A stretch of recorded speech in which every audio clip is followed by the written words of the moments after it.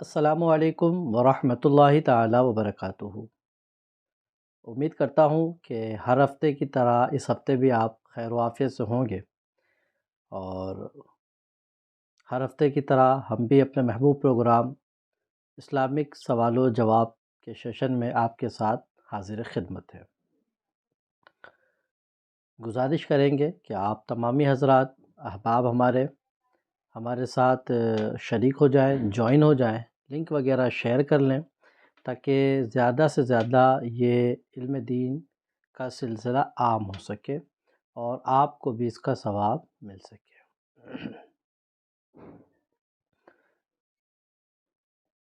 تو آئیے گفتگو کا آغاز کریں۔ اس سے پہلے عقیدت کے ساتھ نبی پاک صلی اللہ علیہ وسلم کی بارگاہ میں درود شریف پڑھ لیں۔ اللہم صلی علی سیدنا و مولانا محمد بارک وسلم، صلاۃ و سلام علیک یا رسول اللہ صلی اللہ تعالی علیہ وعلی آلہ واصحابہ وبارک وسلم۔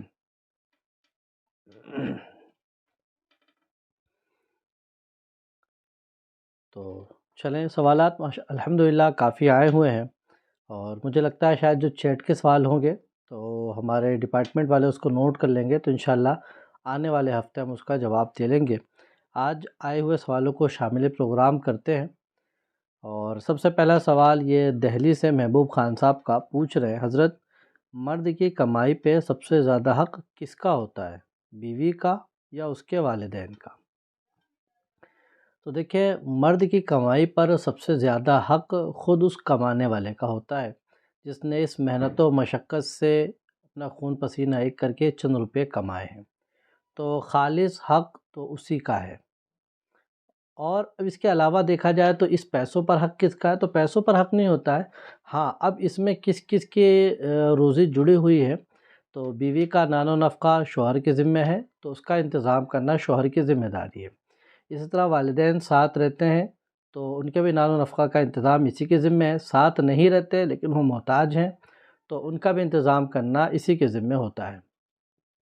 تو اصل کمائی کا حقدار خود یہ مرد ہے جس نے کمایا ہے، اس کے بعد حسب مراتب جس کا نفقہ اس کے اوپر واجب ہے اس کو اتنا بقدر ضرورت نفقہ دینا یہ اس پر ضروری ہوگا۔ واللہ تعالی عالم۔ جھارکھنڈ سے ایک دوسرا سوال ہے، پوچھ رہے ہیں، حضرت میرے والد صاحب اکثر غصے میں آ کر مجھے بد دعا دیتے ہیں، حالانکہ میں ان کی نافرمانی بھی نہیں کرتا، کبھی نافرمانی کا سوچ بھی نہیں سکتا، تو اس بارے میں شریعت مطہرہ کا کیا حکم ہوگا؟ دیکھیں، یہ دیکھا جائے گا کہ آپ کے والد محترم آپ کو جو بد دعا دے رہے ہیں وہ کیا سبب ہے۔ کیا کوئی ایسا کام ہے جو از روئے شرع اس کا کرنا ضروری ہے اور آپ اس کو کر رہے ہیں، والد منع کر رہے ہیں، آپ نہیں مان رہے ہیں، پھر بھی آپ اس کو کر رہے ہیں، اس وجہ سے وہ آپ سے ناراض ہو کر بد دعا دے رہے ہیں؟ جیسے نماز پڑھنے کا حکم ہے، وہ کہتے ہیں کہ ابھی مت پڑھو، لیکن آپ کہتے ہیں کہ بھائی نماز ضروری ہے، میں تو پڑھوں گا۔ داڑھی رکھنا ہے، وہ کہتے ہیں کہ نہیں سیونگ کرا لو، آپ کہتے ہیں نہیں میں تو رکھوں گا۔ تو ایسا کام کوئی ہے جس کا شریعت آپ سے مطالبہ کر رہی ہے اور اس کو منع کر رہے ہیں اور آپ کر رہے ہیں، اس وجہ سے وہ آپ سے ناراض ہو کر بد دعا کر رہے ہیں، تو اس کی کوئی فکر نہ کریں، اس لیے کہ اللہ رب العزت نے جن کاموں کو منع کر دیا، گناہ کر دیا ہے، تو اس میں اب کسی کی نہیں ماننا۔ لا طاعۃ لمخلوق فی معصیۃ الخالق۔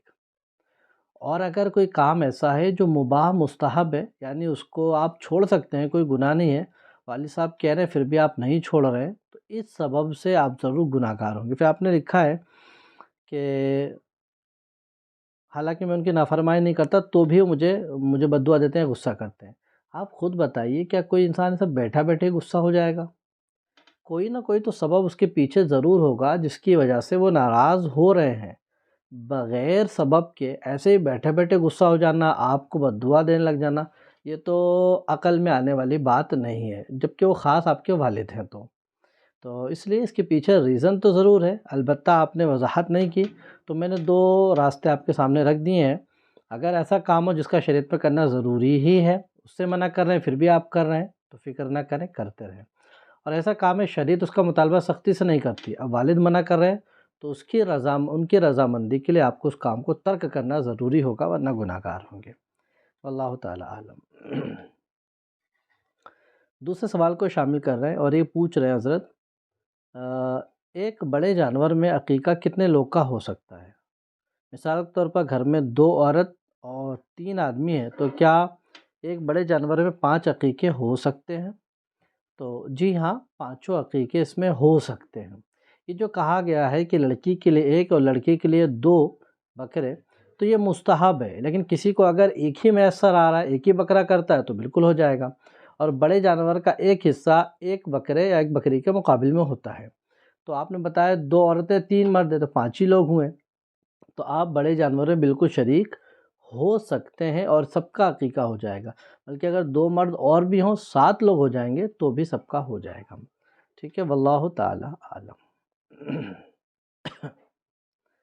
ایک سوال اور ہے، پوچھ رہے کہ حضرت گھر میں دوائی کی پرچی ہے، پیپر ہے، شادی کا کارڈ ہے، اسی طرح دیگر کارڈ ہوتے ہیں جس میں نبی پاک صلی اللہ علیہ وسلم کا نام، دیگر اردو الفاظ ہوتے ہیں، تو ان کو محفوظ کرنے کا کیا طریقہ ہے؟ کیا ان کو محفوظ کرنے کی نیت سے گھر میں جلا سکتے ہیں؟ دیکھیں جتنے متبرک اشیاء ہیں جس میں متبرک نام لکھے گئے ہیں، تو ان کی حفاظت کا طریقہ تو یہ ہے کہ ان کو جب وہ پڑھنے کے قابل نہ ہو تو کہیں محفوظ جگہ گڈھا کھود کر اس کو زمین میں دفن کر دیں، تو وہ سب سے بہتر جگہ ایسی جگہ ہو جہاں پاؤں وغیرہ نہ پڑتے ہو، محفوظ جگہ ہو۔ باقی محفوظ کرنے کی نیت سے جلانے کی اجازت نہیں ہوگی۔ ٹھیک ہے، واللہ تعالی عالم۔ ایک دوسرا سوال ہے، پوچھ رہے استنجا کرنا بھول گیا یا استنجا درست طریقے سے نہ کر سکا اور غسل کر لیا، تو غسل ہو جائے گا یا نہیں ہو جائے گا؟ دیکھیں غسل اگر اس اہتمام کے ساتھ کیا ہے کہ سر کے بالوں سے لے کے پاؤں تک یہ پورے بدن میں ایک ذرہ بھی سوکھا نہیں ہے، بلکہ ہر عضوِ بدن پر پانی پہنچ چکا ہے، تو پھر اس کا بالکل غسل ہو جائے گا۔ استنجا آدھا ادھورا یا بالکل نہ کرنے سے غسل پہ فرق نہیں پڑے گا۔ ہاں اگر غسل کامل طور پر نہیں ادا کر پایا، یعنی کہیں نہ کہیں باڈی کا حصہ سوکھا رہ گیا ہے، تو پھر اب اس کا غسل نہیں ہو پائے گا۔ ٹھیک ہے، واللہ تعالی عالم۔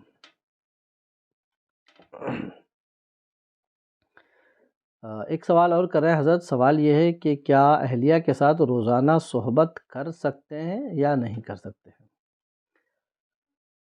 دیکھیں نکاح ہو جانے کے بعد تو جو مخصوص ایام عورتوں کے ہوتے ہیں، مخصوص ایام کے علاوہ آپ جب بھی رات میں تعلقات قائم کرنا چاہیں تو بالکل قائم کر سکتے ہیں، اب چاہے وہ ہفتے میں ہو، 5 دن میں ہو، 2 دن میں ہو یا روزانہ ہو، شریعت منع نہیں کرتی ہے۔ بس ایک کنڈیشن جو آپ کو دیکھنی ہوگی، ایک یہ کہ ناپاکی کی حالت میں نہ ہو، اور دوسرا یہ روزانہ صحبت کرنے سے اس کو یا آپ کو جسمانی کمزوری یا اور کوئی بیماری یا چڑچڑاپن لاحق نہ ہو۔ تو اگر دونوں خوشی ہیں، راضی ہیں اور دونوں ویسے ہی لطف اندوز ہو رہے ہیں جیسے کہ اور دنوں میں لطف اندوز ہوتے ہیں، تو کر سکتے ہیں۔ لیکن جو تجربہ ہے اور جو مشاہدہ ہے وہ یہ ہے کہ روز روز کرنے سے ایک تو وہ دلچسپی ختم ہو جائے گی، دوسرا ایک چڑچڑاپن بھی آ جائے گا، تیسرا ایک نکاہت کمزوری بھی آپ کو فیل ہوگی، اور جو لطف ایک رکھا گیا نا وہ پھر مزہ نہیں رہ جائے گا۔ ہاں اگر کچھ دن گیپ کر کے کرتے ہیں، ہفتے میں، 15 دن میں یا ہفتے 2-4 دن میں، تو لطف بھی آئے گا اور دونوں پرسکون بھی ہوں گے، کیونکہ ایک فزیکل ایک کیفیت بدن میں رکھی گئی ہے جو ایک نفسانی تقاضا اندر سے ہوتا ہے، اس کے بعد اس کو پورا کرتے ہیں تو ایک الگ کیفیت و خوشی محسوس ہوتی ہے، جو روزانہ کے بیس پہ وہ محسوس نہیں ہوگی، جہاں تک میں سمجھتا ہوں۔ بہرحال شریعت کا حکم یہ ہے کہ اگر دونوں راضی ہوں، کسی کو کوئی تکلیف نہیں پہنچ رہی تو کر سکتے ہیں، اگر دونوں میں سے کسی کو تکلیف پہنچے گی تو اس کی رعایت کرنی پڑے گی، واللہ تعالی عالم۔ آگے چلیں گے، ایک سوال یہ ہے کہ حضرت غیر مسلمین کی جو تہوار ہیں جیسے دیوالی ہے، دشہرا یا پھر کسی اور تہوار پر مبارکباد وہ دیتے ہیں، تو پھر اس کے جواب میں ہم کیا کہیں؟ حالانکہ ہم اس کے ساتھ رہتے ہیں، آفس میں کام وغیرہ کرتے ہیں، تو کیسے ہینڈل کیا جائے؟ دیکھیں ہمارے فقہائے کرام نے جو ان کے مذہبی تہوار ہیں ان کے مبارکباد دینے سے جو منع کیا ہے، اس کی وجہ یہ ہے ان کے جو بھی آپ تہوار دیکھیں گے، چاہے دیوالی ہو، دشہرا ہو اور جنماشٹمی وغیرہ کچھ بھی ہو، وہ کسی نہ کسی کفریہ عقائد یا کفریہ یا شرکیہ فعل پر مشتمل ہوتے ہیں۔ اب اس کی مبارکباد دینے کا مطلب ہے کہ آپ جو یہ کفریہ شرکیہ کام کر رہے ہیں اس پہ آپ کو مبارک ہو۔ تو جس طرح سے کفر و شرک کرنا گناہ، اس طرح اس پر راضی ہونا، اس کی مبارکباد دینا بھی یہ کفر ہوتا ہے، دار اسلام سے آپ کو نکال دے گا۔ اب رہا مسئلہ یہ کہ اب ساتھ میں رہتے ہیں آفس میں تو کیا کریں؟ تو اس کے لیے کوئی ایسا مناسب لفظ نکال لیں جس سے آپ کا کام بھی بن جائے اور اس کے یہ لازم بھی نہ آئے۔ اور آپ ہے نا اگر اسی لفظ سے مبارکباد دینا ہو، سب سے پہلے تعظیم بت یا ان کے جو بھی کفر یا شرک عقیدہ ہے اس کو تعظیم یا اس کی مبارکباد دینے کی نیت نہ ہو، بلکہ اپنے اوپر سے دفع بلا کی نیت سے آپ کہتے ہیں بھائی تہوار آپ کا، ارے آپ کو بھی بہت مبارک ہو، یعنی آپ کا تہوار آپ کو مبارک ہو۔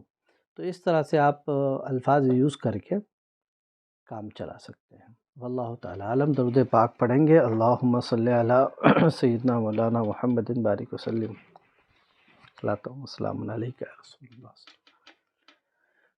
چیٹ میں اگر سوال آپ کے ذہن میں آ رہا ہو تو بھیج سکتے ہیں، مسئلہ نہیں ہے، اور انشاءاللہ ہمارے جو ڈپارٹمنٹ والے اس کو لکھ لیں گے اور آنے والے ہفتے پہلے ان چیٹ کے سوالوں کو لیا جائے گا۔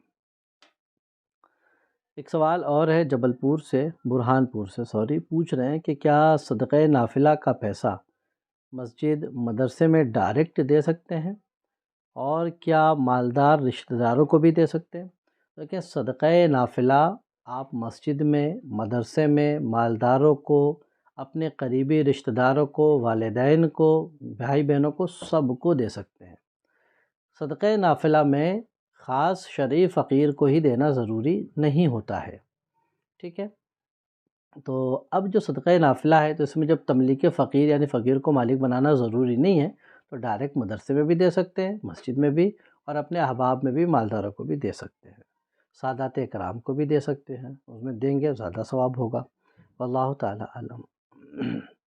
ایک سوال اور ہے ہوشنگ آباد سے، پوچھ رہے ہیں حضرت غیر مسلم کے نل سے وضو کیا تو وضو ہو جائے گا، اسی وضو سے نماز پڑھنا کیسا ہے؟ دیکھیں وضو بھی ہو جائے گا، نماز پڑھیں گے تو نماز بھی ہو جائے گی، بس یہ دیکھا جائے گا کہ آپ نے اس کی اجازت سے اس کے نل سے وضو بنایا یا بغیر اجازت۔ اگر اجازت سے بنایا ہے تو آپ کو کوئی گناہ بھی نہیں ہے، اور اگر بغیر اجازت اس کا پانی استعمال کیا ہے تو یہ بغیر اجازت پانی استعمال کرنا یہ ناجائز ہوگا، اس کی وجہ سے آپ گناہ گار ہوں گے۔ لیکن اعضائے وضو دھل گئے ہیں، نماز صحیح طور پر ادا کی ہے تو نماز بالکل ہو جائے گی، واللہ تعالی عالم۔ ایک سوال اور ہے کہ حضرت یہ بومل اور جھینگا کھانا کیسا ہے؟ اس پہ تھوڑی روشنی ڈال دیجئے۔ بومل تو پتہ نہیں مجھے کیا ہے، بام مچھلی میں نے سنا ہے سانپ کی طرح ہوتی ہے، مچھلی ہوتی ہے کھا سکتے ہیں، باقی بومل نہیں معلوم۔ اور جھینگا، جو جھینگا کے حوالے سے ہمارے فقہاء کے درمیان اختلاف ہے، بعض حضرات کہتے ہیں کہ یہ کیڑے مکوڑے کی قسم سے ہے، بعض کہتے ہیں کہ مچھلی کی قسم سے ہے، تو فقہاء کے درمیان جب اختلاف ہے تو بہتر اس سے بچنا ہے کہ اس سے بچا جائے، ٹھیک ہے، واللہ تعالی عالم۔ ایک سوال اور ہے برہان پور سے، پوچھ رہے کہ حضرت غیر اللہ کی قسم کھانا، مثلاً میری قسم، تیری قسم، میرے ماں باپ کی قسم، تیرے باپ کی قسم وغیرہ کیسا ہے؟ دیکھیں شریعت میں قسم، جس کو شریعت قسم کہتی ہے وہ ہے اللہ رب العزت کی ذات اور صفات کی قسم، اور یہی قسم معتبر ہے، اور جب اللہ رب العزت کے ذات و صفات سے آپ قسم کھائیں گے تو اس کو پورا کرنا بھی ضروری، توڑیں گے تو حانث کہلائیں گے، کفارہ دینا ہوگا۔ لیکن اگر کسی کے والد کی قسم، سر کی قسم، ماں کی قسم کھا لی ہے، والد کی قسم کھا لی ہے تو یہ قسمیں شرعی بھی نہیں ہیں اور ان کو توڑ دینے سے کوئی کفارہ بھی لازم نہیں آتا ہے۔ تو ایک اولاً ان کی قسم نہ کھائی جائے، اور اللہ رب العزت کی قسم بھی بات بات پر نہ کھائی جائے، کوئی اہم معاملہ ہو تو ضرورت پڑے تو آ سکتے ہیں، ورنہ اس سے بھی بچیں گے، واللہ تعالی عالم۔ یہ ایک بہن کا سوال ہے کہ حضرت ایک گروپ ہے تاج الشریعہ اکیڈمی، خدمت اکیڈمی، تو اس میں عید میلاد النبی میں ایک ٹاسک تھا، جس میں ٹاسک میں ڈیلی 12 دن تک کچھ پارے اور ایکسٹرا اذکار دے رہے تھے۔ بعد اس کے ہم نے یہ گفٹ ملا کہ اس میں سے جو 12 قرآن، 6 لاکھ درود شریف اور 6 لاکھ کلمہ شریف ہے، اور یہ گفٹ اس گروپ میں سبھی ٹاسک پورا کرنے والے ممبر کو ملا ہے، کیا صحیح ہے؟ اور اس ملے ہوئے پارے درود شریف وغیرہ کو اپنے مرحومین کے لیے بخش سکتے ہیں یا نہیں بخش سکتے ہیں؟ ان کا سوال یہ ہے کہ یہ جو 6 لاکھ کلمے، 6 لاکھ درود، اتنے سارے، تو کسی نے پڑھے ہیں کہ نہیں پڑھے، اور اگر نہیں تو پھر کیا مسئلہ ہوگا؟ دیکھیں آپ کو ایک ٹارگٹ دیا اور آپ نے اس حساب سے درود شریف آپ پڑھتے رہے. اب اس کے بعد انہوں نے بطور تحفہ آپ کو یہ دیا کہ ہم نے جو ہے اتنے درود پڑھ کے رکھیں، اتنے کلمہ، اتنے قرآن شریف پڑھ کے رکھیں. اب اس کا ثواب جس کو نظر کرنا چاہے کر سکتے ہیں. تو آپ اس کو بالکل اپنے استعمال میں اور اپنے مرحومین کے ایصال ثواب کر سکتے ہیں. رہا یہ شبہ کہ کیسے اتنا ہو سکتا ہے، تو ہو سکتا ہے نا ان کی ایک بہت بڑی ٹیم ہو، آپ ایک گروپ میں جڑیں. ہو سکتا ہے اس طرح کے ان کے 50 گروپ ہوں اور اس میں ہر گروپ میں 200-250 ممبر ہوں، ٹیلی گرام پہ ہو اور وہاں ممبر بنے ہوئے ہوں. تو اگر وہ دے رہے ہیں، اگر انہوں نے غلط دیا ہے تو ان کا وبال ان کے سر آئے گا، اور اگر صحیح ہے تو ان کو بھی ثواب ملے گا. لیکن آپ کو دیا ہے تو آپ اس کو بخشوا سکتے ہیں. ٹھیک ہے، واللہ تعالی عالم. ایک سوال اور پوچھ رہے ہیں کہ حضرت مسافر کے اوپر جمعہ فرض ہے یا نہیں ہے. دیکھیں مسافر کے اوپر جمعہ فرض نہیں ہوتا ہے. ٹھیک ہے، ہاں اب اگر وہ جمعہ میں پہنچ جائے اور جمعہ کی نماز ادا کرے تو اس کی جمعہ ہی کی نماز ہوگی، ظہر کی نہیں ہوگی. یعنی شریعت نے اس پہ مطالبہ نہیں رکھا ہے کہ تم کو ظہر جمعہ ہی پڑھنا ہے. ہاں وقت سے موقع سے پہنچ جا رہے ہیں تو آپ ضرور بے ضرور جمعہ ادا کر لیں، ثواب زیادہ ملے گا. واللہ تعالی عالم.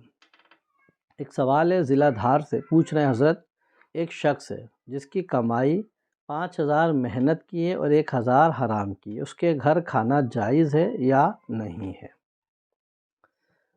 دیکھیں آپ اس کے گھر دعوت میں ہیں، اگر آپ کو یقین سے معلوم ہے کہ اس نے میرے سامنے جو کھانے کا اہتمام کیا ہے وہ اس 5,000 سے جو اس کی حلال کی کمائی ہے، تو اس کو کھانا بالکل جائز اور درست ہے. اور اگر آپ کو یقین سے معلوم ہے کہ مجھے دعوت کا جو اہتمام ہے اس میں اس 1,000 کا استعمال کیا ہے جو کہ ناجائز ہے، تو اس کھانا آپ کے لیے جائز نہیں ہے. اور اگر دونوں مال کو ملا دیا ہے اور پتہ نہیں چل رہا کون مال حلال ہے کون سا حرام ہے، اور اس نے اہتمام کیا اور آپ کے سامنے جو کھانا ہے آپ کو اس میں بھی یقین سے معلوم نہیں ہے کہ اس نے مال حلال سے انتظام کیا کہ مال حرام سے انتظام یا حلال سے انتظام کیا ہے، تو اس صورت میں مسلمان کے ساتھ حسن ظن رکھتے ہوئے کہ حلال مال سے انتظام کیا ہوگا، کھانا جائز ہے، ہاں بچیں تو بہتر ہے. ٹھیک ہے، واللہ تعالی عالم.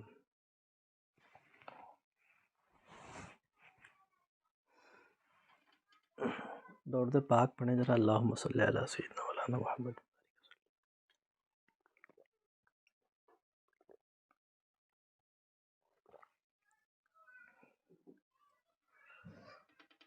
جی جھارکھنڈ سے پوچھ رہے ہیں کہ حضرت جو بزرگ لوگ ہوتے ہیں گاؤں کے بوڑھے لوگ، وہ کبھی زندگی میں داڑھی نہیں رکھتے جب جوان تھے تب، لیکن جب بڈھے ہوئے تو 2 مشت کی داڑھی رکھنے لگے اور بولتے ہیں کہ سنت ہے، ہم کینچی نہیں لگاتے ہیں. تو حضرت ایک مشت رکھنے کا حکم ہے، تو اگر کوئی 2 مشت رکھے تو کیا داڑھی کی بے ادبی ہوگی اور کیا سنت کا ثواب مل جائے گا؟ دیکھیں داڑھی رکھنا نبی پاک صلی اللہ علیہ وسلم نے جو حکم فرمایا کہ داڑھی کو بڑھاؤ، ٹھیک ہے، تو اس حد تک کہ طول فحش نہ ہو، یعنی دیکھنے میں برا اور تمسخرہ اور مذاق کا سبب نہ بنے، اتنا بڑھا سکتے ہیں. یعنی اگر ایک مشت یہ ہے تو ایک مشت اور یہاں تک آئے گی، کوئی مسئلہ نہیں، اچھی لگتی ہے. اس حد تک بڑھانا جس کو طول فاحش کہتے ہیں، دیکھنے میں بہت بری معلوم ہو، ہنسی مذاق تمسخرہ کا سبب بنے، تو اس کو کم کر لیں. باقی رہا ایک مشت تک رکھنا، یعنی کم سے کم ایک مشت رکھنا ہے. زیادہ رکھتے ہیں کوئی مسئلہ نہیں ہے، بس تمسخر اور مذاق کا سبب نہ بنے. ٹھیک ہے، تو اگر اس سے ایک مشت سے بڑا بھی کوئی رکھ رہا ہے سنت کی نیت سے بالکل سنت کا ثواب پائے گا. ایک مشت ہوتے کاٹنا ضروری نہیں ہے. ٹھیک، واللہ تعالی عالم. ایک سوال اور پوچھ رہے کہ حضرت کیا ایسا ہو سکتا ہے کہ کچھ آدھے مسائل میں امام اعظم ابو حنیفہ کے اور آدھے مسائل میں امام شافعی رضی اللہ تعالیٰ عنہ کو مانا جائے، کیا ایسا کر سکتے ہیں؟ تو دیکھیں یہ شریعت پر عمل نہیں ہوگا، پھر طبیعت پر عمل ہوگا. کہ جہاں ہم کو آسانی لگ رہی فقہ حنفی پر عمل کرتے گئے جہاں دشواری آئی تو اب طبیعت نے کہا نہیں بہت دشوار ہے، پھر وہاں سے ہم ریموو ہو جائیں گے کہاں؟ فقہ شافعی میں. شافعی پہ عمل کرتے رہے، پھر ہم کو جہاں دشواری لگے گی اب نہیں یہاں نہیں کریں گے، ادھر آ جائیں گے. تو اس وقت شریعت پر نہیں آپ کر رہے ہیں، طبیعت پر عمل کر رہے ہیں. اور ہم سے مطالبہ ہے شریعت پر عمل کرنے کا، اور شریعت میں کچھ آسان بھی ہے کچھ سخت بھی ہے. تو نفس کو دونوں کا عادی بنائیں اور شریعت پر عمل کریں، طبیعت پر نہیں۔ واللہ تعالی عالم۔ ایک سوال اور، سوال یہ ہے کہ میرے گھر میں کالی چیٹی بہت زیادہ ہو رہی ہے، اس کے لیے کیا کرنا ہوگا؟ اس کے لیے میٹھی چیٹی ادھر ادھر پھینکنے سے بچیے، اور اگر آ رہی ہے تو تھوڑا بہت کھانے دیجیے، اور کیا کر سکتے ہیں؟ تو یہ اللہ کے مخلوق ہے، نکل گئی تو اب کیا کر سکتے ہیں؟ مارے نہ ان کو، ہاں اگر تکلیف ہو رہی پریشان کریں تو ان کے جانے کا کچھ راستہ وہاں سے بنا دیں، باقی کوئی بلا بوا ایسا کچھ نہیں ہوتا ہے نا۔ واللہ تعالی عالم۔ ایک سوال ہے کہ حضرت جیسے آج کل دکاندار آدھار کارڈ پر پیسے دیتے ہیں نکال کر آپ کے اکاؤنٹ سے، اور اس پر کچھ چارج لیتے ہیں، تو کیا ان کا اس طرح سے جیسے 1000 روپے کبھی 100 روپے کبھی 50 لیتے ہیں، تو کیا یہ سود تو نہیں اور ایسا کرنا درست ہے؟ تو دیکھیں، آپ کے اکاؤنٹ سے آپ کو بغیر بینک میں جائے یہیں سے پیسہ نکال کر دے رہے ہیں اور اس پر کچھ چارج لے رہے ہیں، تو ان کا یہ کام کرنا بالکل درست ہوگا۔ ہاں، اس میں ایک شرط یہ ہوگی کہ جو چارج لے رہے ہوں وہ چارج معلوم اور متعین ہونے چاہیے، یعنی ایسا ہو کہ 1000 روپے میں 100 روپے، ہر 1000 پر 100 روپے، یعنی 2000 پر 200، 3000 پر 300، 5000 پہ 500 روپے لیں گے، تو فکس یعنی آپ کی اجرت معلوم اور متعین ہو تو اس طرح سے کرنا بالکل درست ہے۔ اور اگر یہ ہو کہ جو سمجھ میں آئے دے دینا، ٹھیک ہے، اپنے گھر کیوں لے لینا، تو پھر یہ اجارہ فاسد، یہ درست نہیں ہوگا۔ واللہ تعالی عالم۔ چلے اور آگے بڑھتے ہیں، کتنا ٹائم ہو رہا ہے؟ تھوڑا سا ٹائم ہے، ابھی سوالات بھی ہیں اور مجھے بھی جانا ہے، تو جلدی جلدی شامل کرتے ہیں، ٹھیک ہے؟ تو پوچھ رہے ہیں کہ بھائی سوال یہ ہے کہ اللہ کے ولی نمازیوں کو زیادہ پسند کرتے ہیں، تو جو نماز نہیں پڑھتے تو اللہ کے ولی ان کو اپنے در پر کیوں بلاتے ہیں؟ تو دیکھیں، اللہ کے ولی جو ہے روحانی ڈاکٹرز ہیں، تو جس طرح ڈاکٹرز کے وہاں اچھے مریض بھی آتے ہیں، خراب سے خراب مریض بھی آتے ہیں، تو جو نماز نہیں پڑھتے ان کو در پہ اس لیے بلاتے ہیں کہ بھائی یہاں آؤ، اور ان کے دل میں نماز روزے کا ہو سکتا ہو جذبہ پیدا ہو، ٹھیک ہے؟ تو اصلاح حال کے لیے بلا رہے ہیں، ہو سکتا ہو کہ یہاں آ کر اس کی دل کی دنیا بدل جائے، ٹھیک ہے؟ واللہ تعالی عالم۔ ایک سوال اور پوچھ رہے ہیں کہ آج میرے ہاتھ سے یاسین شریف گر گئی اور تھوڑا سا پیر لگ گیا مجھے، تو مجھے کیا کرنا ہوگا؟ دیکھیں، دھوکے سے اگر قرآن مقدس سے کوئی پارہ گر جاتا ہے تو اس پہ کوئی گناہ نہیں ہے، کیونکہ بندہ جان بوجھ کے نہیں کیا اس نے۔ ہاں، اللہ کی بارگاہ میں توبہ کر لیں، اور دل اگر مطمئن خدشہ آ رہا ہے دل میں کہ کیا ہو گیا، تھوڑا سا صدقہ دے دیں، تاکہ صدقے سے بلائیں ٹل جاتی ہیں اور آپ کے دل میں اطمینان بھی آ جائے گا۔ باقی گناہ گار بھی نہیں ہے، اور صدقہ ضروری نہیں ہے، اطمینان کے لیے دے سکتے ہیں۔ واللہ تعالی عالم۔ ایک سوال اور پوچھ رہے ہیں کہ حضرت دکھتی آنکھ سے جو پانی گرتا ہے اس سے وضو ٹوٹ جاتا ہے، تو کیا پھر نماز بھی ٹوٹ جائے گی؟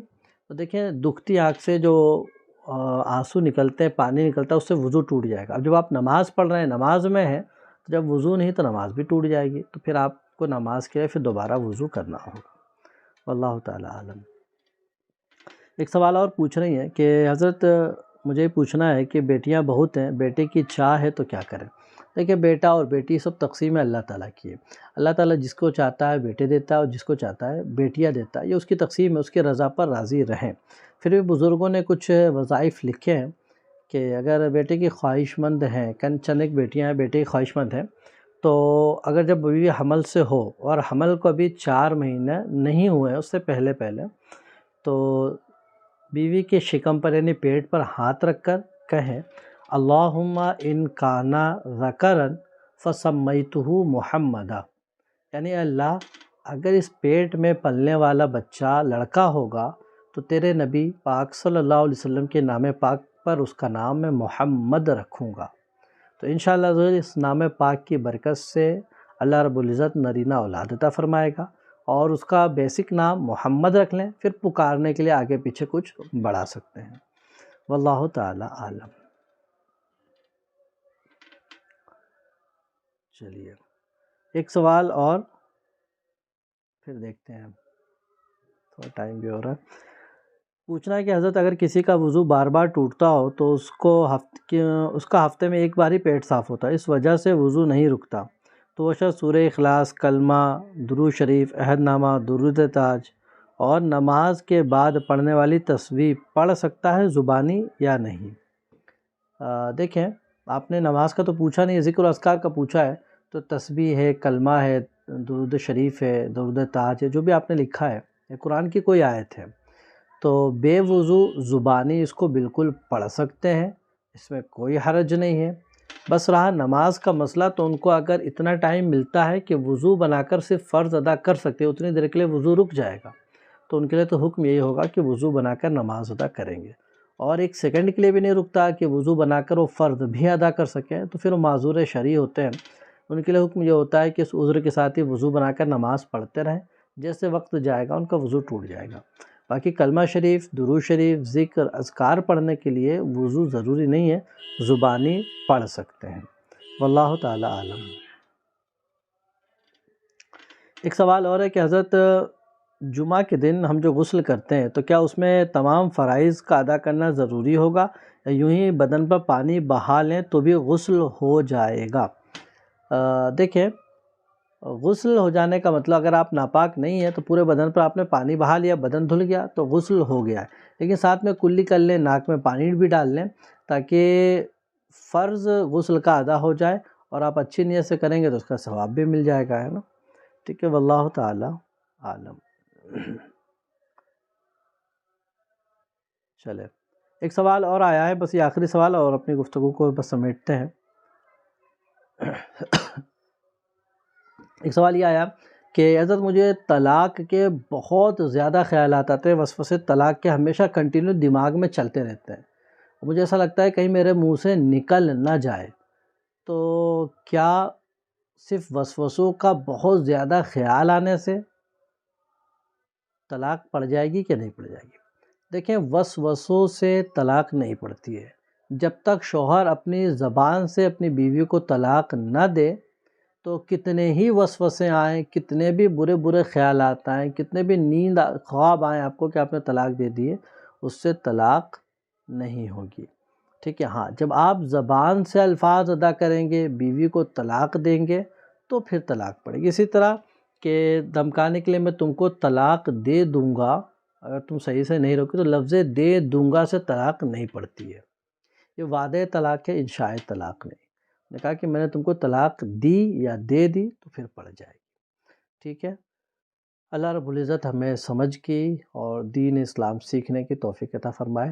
اب آپ اجازت دیں، انشاءاللہ زندگی سلامت رہے گی تو پھر ملاقات کریں گے۔ آپ سے گزارش ہے کہ آپ ہمارے لیے، ہماری پوری ٹیم کے لیے دعا کریں کہ پروردگار ان کی راہیں آسان فرمائے، اور اس سلسلے میں جو بھی رکاوٹیں آ رہی مولا اس کو دور فرما دے۔ آمین بجاہ سید المرسلین۔ السلام علیکم ورحمۃ اللہ تعالی وبرکاتہ۔